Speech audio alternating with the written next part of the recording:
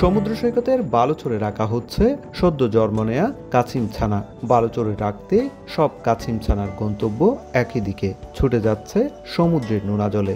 একের পর এক ঢেউয়ের বাঁধা ডিঙ্গিয়ে সমুদ্রের নোনা জলের ছোঁয়া পেয়ে আনন্দে আত্মহারা ছানাগুলো। পেচারদ্বীপ সমুদ্র সৈকত ঝাউবিতির বালুচরে রয়েছে সামুদ্রিক কাছিম সংরক্ষণ ও প্রজনন কেন্দ্র, যেখানে দুটি পদ্ধতিতে সংরক্ষণ করা হয়েছে কাছিমের ডিম।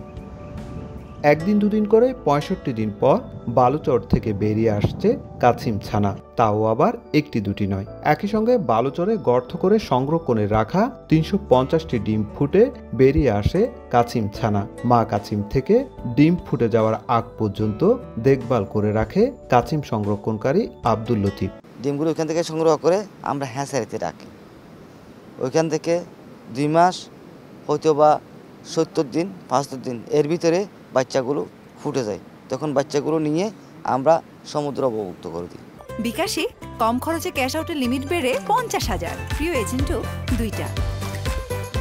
চলতি মৌসুমে কক্সবাজার সমুদ্র উপকূলে মা কাছিমের মৃত্যুর সংখ্যা অনেক বেশি। গেল ৩ মাসে মৃত্যু হয়েছে ১০৩টি মা কাছিমের। এর জন্য ট্রলিং জাহাজ ও জেলেদেরকে দায়ী করা হলেও কাছিম রক্ষায় সদিচ্ছার অভাব দেখছেন বিশেষজ্ঞরা। ট্রলিং করছে তখন কাছিমগুলো আটকে যাচ্ছে, আটকে যাওয়ার কারণে ঠিক সময়ে তারা অবমুক্ত করতেছে না, তখন কাছিম মারা যাচ্ছে।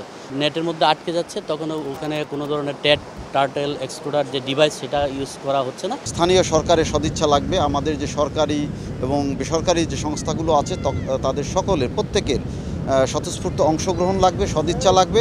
তবে বন বিভাগ বলছে কাছিম সহ সামুদ্রিক প্রাণী রক্ষায় সরকার নানা উদ্যোগ গ্রহণ করছে। কাছিম আছে, ডলফিন আছে, তারপর তিমি আছে, আরও যে স্তন্যপায়ী প্রাণীগুলো আছে এগুলোকে যাতে সংরক্ষণ করা যায়, এটার জীববৈচিত্র্যকে সংরক্ষণ করা যায়, এটা ইকোসিস্টেমকে যাতে আমরা ধরে রাখতে পারি এবং উন্নত করতে পারি, সেই ব্যবস্থা সরকার গ্রহণ করছে। চলতি মৌসুমে কক্সবাজার সমুদ্র উপকূল থেকে সর্বোচ্চ সংখ্যক ৩০,০০০-এর মতো কাছিমের ডিম সংরক্ষণ করা হয়েছে। এরই মধ্যে ৫,০০০ কাছিমের ছানা সাগরে অবমুক্ত করা হয়েছে। সাগরে ফিরে যাচ্ছে কাছিম ছানা। এই কাছিম ছানা যখন পূর্ণবয়স্ক হয়ে উপকূলে ডিম পাড়তে আসবে, তখন এই উপকূল কতটুকু নিরাপদ হবে তা জানা নেই। তাই উপকূলকে সামুদ্রিক কাছিমের জন্য নিরাপদ করার দাবি জানিয়েছে পরিবেশবাদীরা।